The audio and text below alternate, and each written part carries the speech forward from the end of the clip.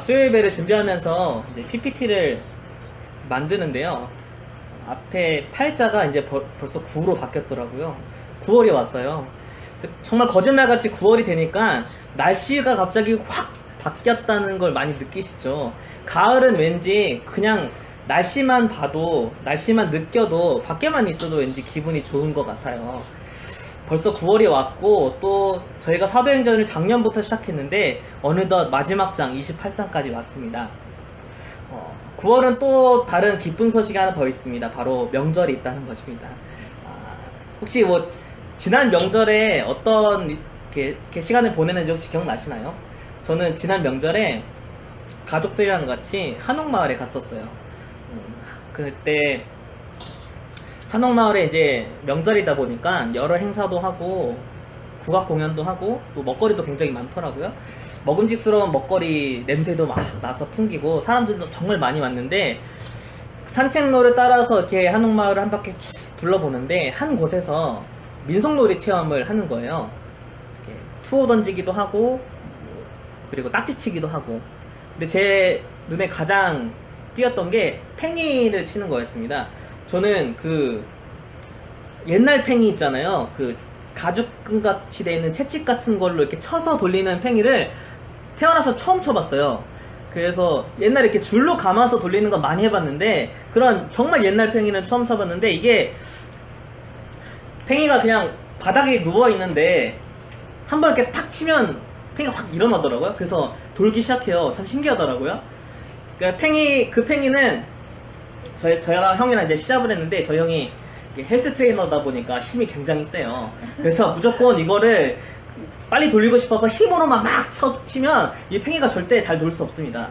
저 형은 너무 세게 쳐서 팽이가 날아갈 정도로 이렇게 치는 거예요. 근데 이 팽이는 무조건 이렇게 힘으로만 치는 게 아니라 이렇게 몇 번 한번 툭툭 쳐주면 돌아가기 시작하는데, 잘 돌 때는 이제 가만히 놔둬야 됩니다.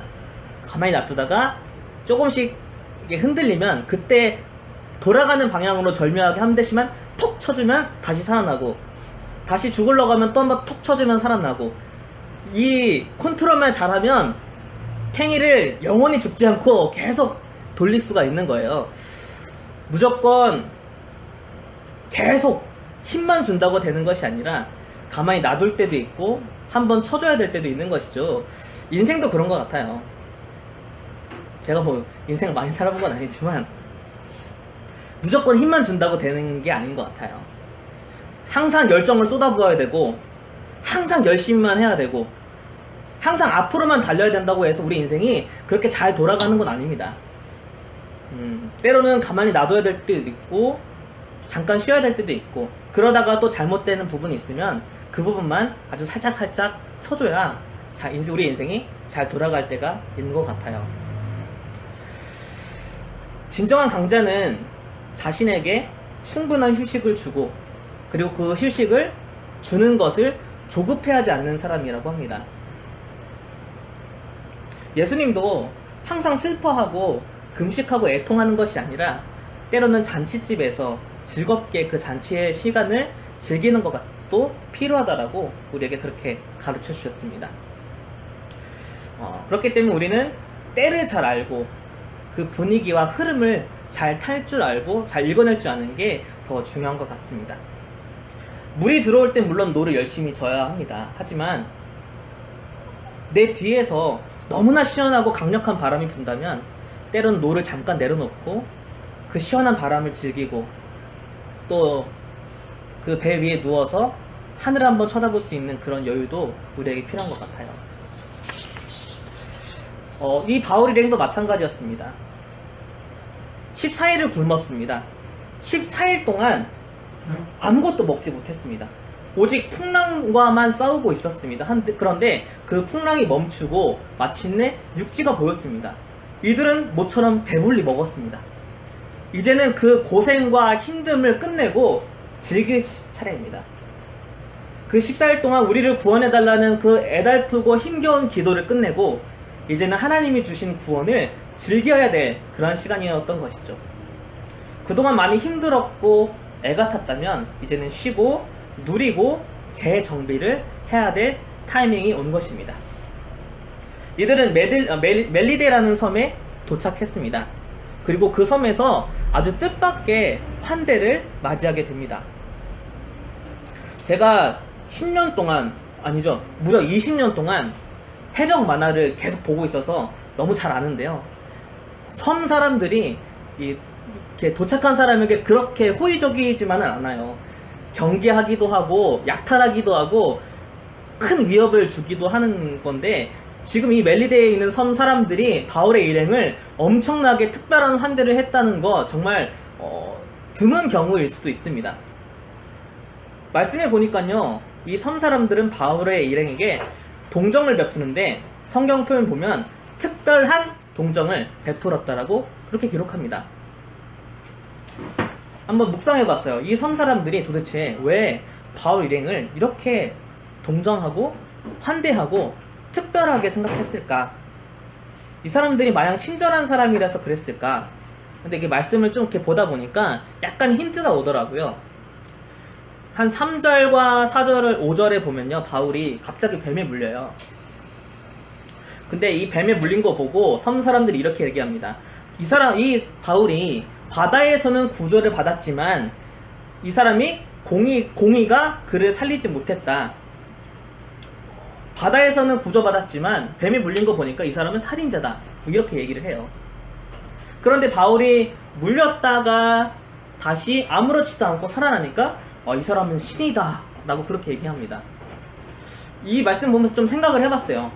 이 섬 사람들은 되게 바다에 예민하잖아요. 바다를 누구보다 잘 알잖아요. 그리고 보통 그 바다를 섬기는 신, 바다를 주장하는 신이나 혹은 자신들이 어업을 할 때 혹은 항로 이렇게 뭔가 이렇게 해업을 지나갈 때 이 바다의 신을 누그러뜨릴 수 있는 그런 의식을 보통 이렇게 가지고 있습니다. 그리고 이 바다에 능숙하기 때문에 이 14일이 넘는 엄청난 광풍이 바다를 덮치고 있을 때 여기서 어떤 배가 있다면 그 배에 있는 사람은 절대 살아남을 수 없을 정도로 너무 큰 광풍이다라고 이 사람은 생각했을 거예요. 그런데 그 광풍 속에서 놀랍게도 한 사람도 안 죽고 이 섬에 무사히 다 오게 된 거죠. 이 사람들은 말씀해 보니까 바다에서 구조받았구나. 어떠한 신의 은총을 받은 사람들이구나. 특별한 신의 은총을 받아서 여기까지 왔구나라고 그렇게 생각했을 것 같아요. 그렇기 때문에 이 사람들을 즐거운 마음으로, 기쁜 마음으로 환대를 할 수 있었던 것이죠. 어떻게 보면 바울이 받았던 이 환대도, 이 특별한 돌보심도 하나님이 그들을 지켜주셨기 때문에, 그 풍랑 속에서 하나님이 안전하게 모두 다 지켜주셨기 때문에 받았던 그런 즐거운 따뜻한 쉼이었을 것 같아요. 여러분들은 다른 사람이 여러분들에게 베푸는 호의를 잘 받으시는 편이십니까? 저는 정말 잘 받아요. 뻔뻔할 정도로 누가 저에게 호의를 베푸면 정말 잘 받습니다. 근무를 하다가 제가 좀 피곤하거나 혹은 안 바빠서 한 1시간 30분 정도 먼저 들어가라고 하면 전 잘 들어가요. 일찍 다른 분들은 절대 먼저 안 가시거든요. 저는 가라고 하면 가요. 진짜 가요. 그리고 누가 밥 사주겠다고 하면 정말 잘 얻어먹고요. 때로는 이렇게 후원금을 주시는 분이 계세요. 그러면 그것도 정말 잘 받고, 선물을 주고 이러면 기쁜 마음으로 다 받습니다. 정말 잘 받습니다, 저는. 여러분들은 어떠신가요? 호의 잘 받으신가요? 저처럼 이렇게 뻔뻔스러울 정도로 잘 받으시나요? 우리 인생에 있어서 호의라는 것은 하나님이 우리에게 주시는 참 좋은 행복의 연료인 것 같아요. 호의를 베푸는 사람도 기분이 좋고, 호의를 받는 사람도 기분이 좋고, 하나님은 이 호의라는 것을 통해서 때로는 우리에게 다른 사람을 섬길 수 있는 기회를 줍니다. 다른 사람을 세워줄 수 있는 그런 기회를 주는 거죠. 또 하나님은 이 호의를 통해서 나를 먹이시기도 합니다. 내가 정말 어려울 때 다른 사람의 호의를 통해서 나를 살리기도 합니다. 이 호의라는 건 하나님이 우리에게 주신 너무나 소중한 행복의 연료입니다. 그렇기 때문에 여러분도 다른 사람한테 호의를 베풀 때 즐거운 마음으로 베풀잖아요. 그러니까 그 호의를 정말 잘 받아주셔야 합니다. 그 사람의 기분이 깨지지 않게, 행복이 깨지지 않게, 하나님이 주신 섬김의 기회가 나로 인해서 깨지지 않도록 호의를 잘 받고 감사한 마음으로 잘 받아야죠. 그리고 나도 다른 사람을 도울 수 있다면 넉넉하게 그 사람을 도울 수 있어야 합니다. 성경은 이렇게 얘기해요. 신명기에 보면요, 너는 반드시 그에게 줄 것이요 줄 때는 아끼는 마음을 품지 말고 줘라. 이로 말미암아 내 하나님 여호와께서 내가 하는 모든 일에, 내 손에 닿는 모든 일에 내가 복을 주겠다. 그렇게 얘기합니다. 땅에는 언제든지 가난한 자가 그치지 아니하겠으므로 내가 너희에게 명령하여 이르노니 너는 반드시 내 땅에 있는 내 형제 중 곤란한 자와 궁핍한 자에게 내 손을 펼치리라. 이렇게 말씀합니다. 하나님은 우리에게 아낌없이 주라고 얘기합니다. 말씀하십니다. 곤란한 자가 있다면, 궁핍한 자가 있다면 손을 펼치라고 그렇게 말씀하십니다.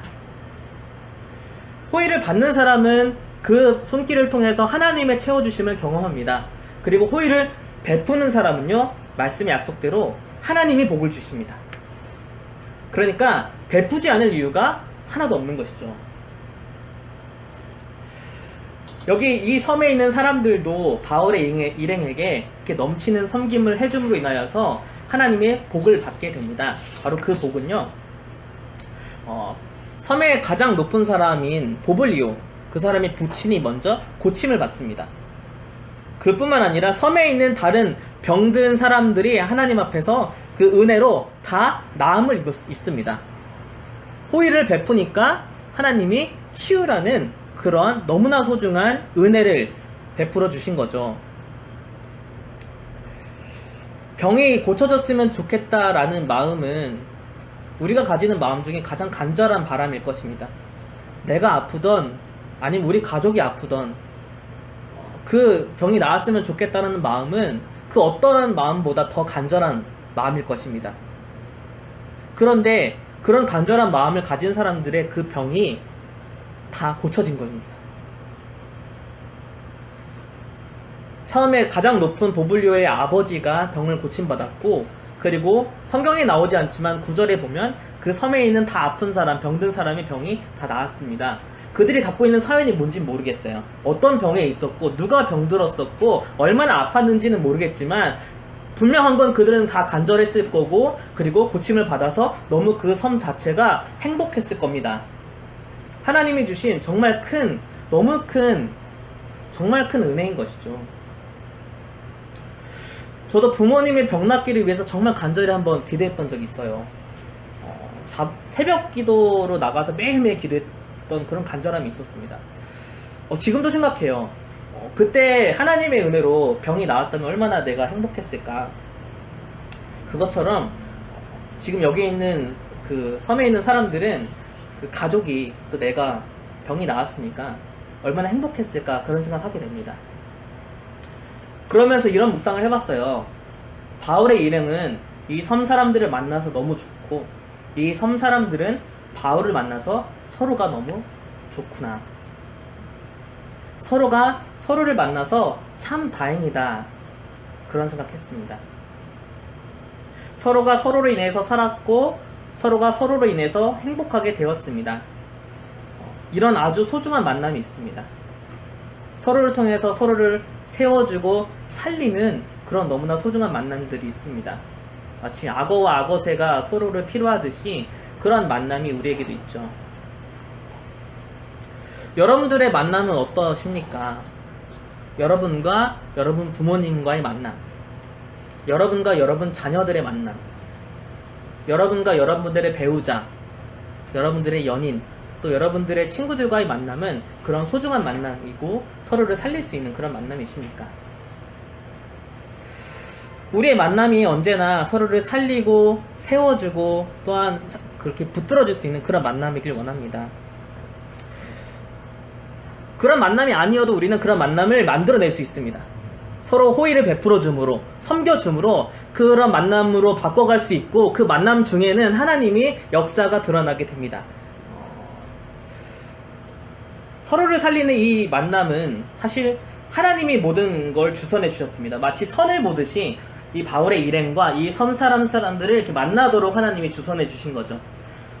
풍랑에서 하나님이 지켜주지 않았다면 바울은 이 섬에 도착하지 못했을 겁니다. 그리고 바울의 일행을 통하여서 이 사람들은 고침을 받았습니다. 하나님이 주선해 주신 거죠. 여러분과 커피하우의 만남은 하나님이 주선하신 만남이시라고 믿으시죠? 나와 이 커피하우의 우리 교우들과 만난 거는 하나님이 짝지어주신, 하나님이 만나게 해주신 만남이라고 여러분 믿으시죠? 하나님이 주선한 만남이라면 우리는 그 속에서 어떻게 해야 될까요? 우리가 해야 될 일은 무엇일까요? 서로에게 호의를 베푸는 것입니다. 서로를 섬기는 것입니다. 우리의 섬김을 통하여서 하나님이 역사하시도록, 우리의 만남을 통해서 하나님의 일이 드러나도록 그렇게 서로를 섬기는 것이 바로 우리가 해야 될 일입니다. 가급적 우리가 많이 기도했으면 좋겠어요. 하나님, 내 삶에 이런 만남들이 넘치기 원합니다. 서로를 살리고 세워줄 수 있는 만남이 계속됐으면 좋겠습니다. 나로 인해서 다른 사람을 살리고 다른 사람으로 인해서 내가 사는 그런 만남이 늘 계속되기를 기도합니다. 그렇게 많이 기도했으면 좋겠습니다. 또 한 가지 우리가 기도할 때 게 있는데요. 이 섬에 있는 사람들은 하나님을 믿는 사람들이 아니었습니다. 4절에 보면요, 바울은 4절 우리 함께 읽어볼까요? 함께 읽겠습니다. 시작. 원주민들이 이 짐승이 그 손에 매달려 있음을 보고 서로 말하되 진실로 이 사람은 살인한 자로다. 바다에서는 구조를 받았으나 공의가 그를 살지 못하게 함이로다 하더라. 아멘. 이런 말을 해요. 섬 사람들이 바다에서는 바울은 구조를 받았지만 공의가 그를 살지 못하게 한다. 여기서 공의라는 단어는 디케인데요. 디케는 정의의 신이에요. 바다에서는 살림 받았지만 정의의 신이 이 사람을 살지 못하게 하는 거 보면 이 사람은 뭔가 잘못한 거다라고 얘기합니다. 이 사람들은 그 디케라는 신을 섬기고 있었던, 그런 멜리데 지역의 디케라는 신을 섬기고 있었던 사람들입니다. 하나님을 섬기는 사람이 아니었어요. 그런데 바울의 일행을 만나서 하나님의 은혜를 경험한 것이죠. 우리에게도 이러한 일이 일어나야 됩니다. 주님을 믿지 않는 사람들을 우리가 만남을 통해서 이 사람들이 하나님의 은혜를 경험하도록 해야 합니다. 내가 이 세상 속에서 그리스도인으로 바로 서서 예수님을 믿지 않는 수많은 사람들을 만나면서 그 사람들이 주님의 은혜를 입도록, 구원을 경험하도록 그렇게 계속 올바르게 서 있어야 합니다. 그것이 우리가 기억해야 될 두 번째 진리인 것이죠. 마지막으로 오늘 말씀을 통해서 우리가 나눠야 될 진리가 한 가지 더 있는데요.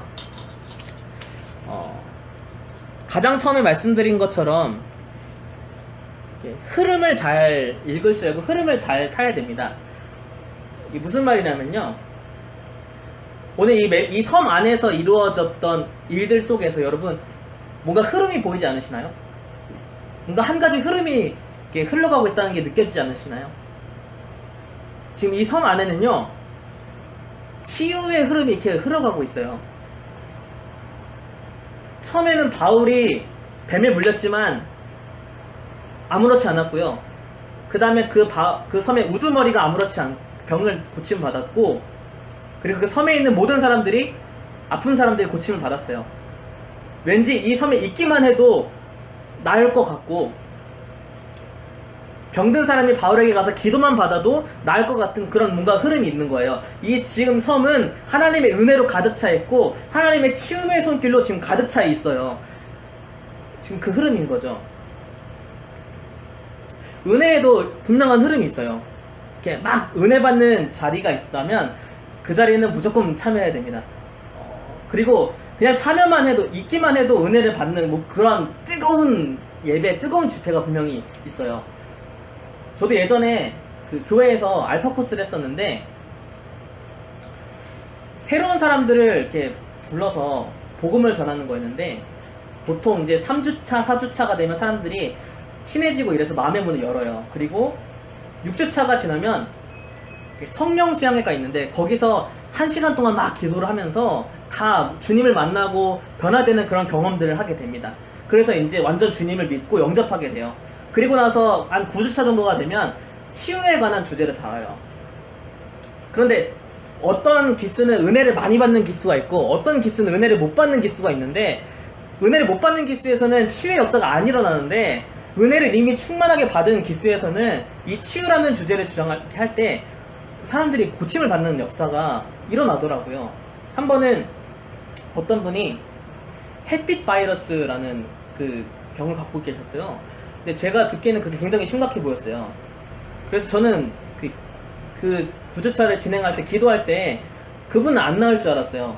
다른 분은 고침을 받아도 그건 저희가 듣기에 좀 심각해서 그 병은 좀 힘들겠다 싶었는데 그 병까지도 하나님이 고쳐주시더라고요. 제가 생각할 때는 안 고쳐질 것 같았는데 이것처럼 그 은혜가 충만하면, 그 은혜의 흐름 안에 있으면 이게 안 될 것 같은 것도 하나님의 은혜를 경험한다는 거죠. 이걸 제가 왜 말씀드리냐면, 지금 우리 교회의 분위기가 어떤지를 보자는 거예요. 내 삶을 한번 돌아보자는 거예요.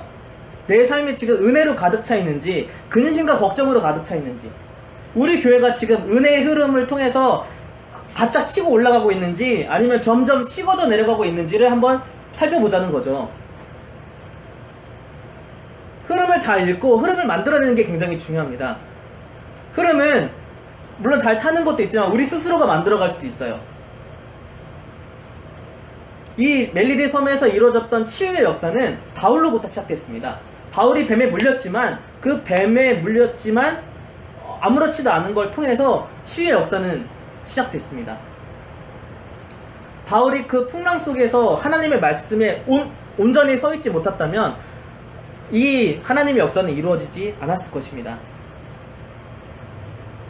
어떤 상황 속에서도, 어떤 환경 속에서도 하나님 앞에서 절대로 흔들리지 않고 계속 하나님을 바라보고 주님의 말씀을 신뢰하는 그 한 사람만 있다면 그 사람을 통해서 다시 은혜의 흐름은 뒤집어져서 상승세로, 그 은혜의 충만한 흐름으로 다시 변화될 수가 있어요. 다 죽어가는 것 같아도 한 사람이 뜨거운 은혜를 경험하고 있으면 그 은혜가 다른 사람들에게 전달될 수 있고, 어떤 한 사람이 그 주님의 능력을 경험한 사람이 있다면 그 능력을 다른 사람도 경험할 수 있다는 거죠. 흐름은 우리 스스로 바꿔갈 수 있습니다.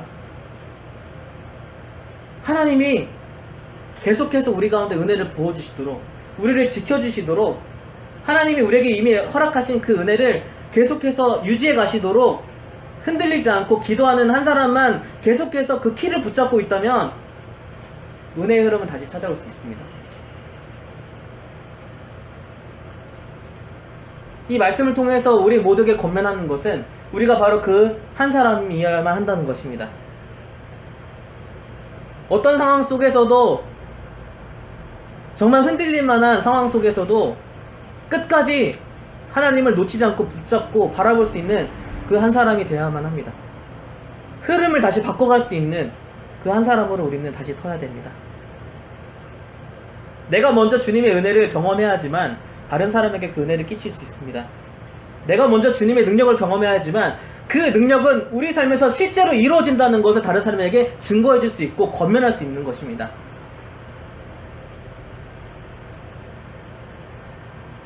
우리의 삶이 다시 은혜의 흐름이 되기 원합니다. 우리 교회가 다시 은혜의 흐름으로 들어오길 원합니다.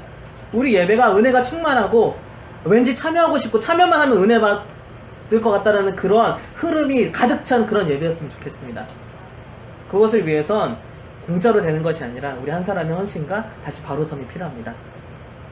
내가 그 흐름을 만드는 사람이 될 수 있도록 함께 소망하면서 기도하고 하나님께 나아갔으면 좋겠습니다.